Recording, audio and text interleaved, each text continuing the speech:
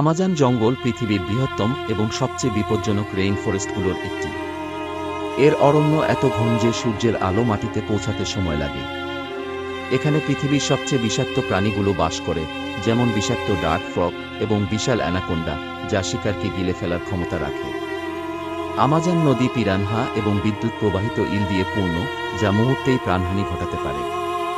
জঙ্গলের মধ্যকার মাকড়সা এবং পোকামাকড়ের বিষ মারাত্মক হতে পারে। এখানে বিভিন্ন অজানা এবং বিষাক্ত উদ্ভিদ রয়েছে, যা মানুষের জন্য প্রাণঘাতী হতে পারে। আমাজনের গভীরে এখনও এমন অঞ্চল রয়েছে যেখানে মানুষ কখনো প্রবেশ করেনি, এবং এখানে স্থানীয় উপজাতিরা অনেক ক্ষেত্রেই বহির্বিশ্ব থেকে সম্পূর্ণ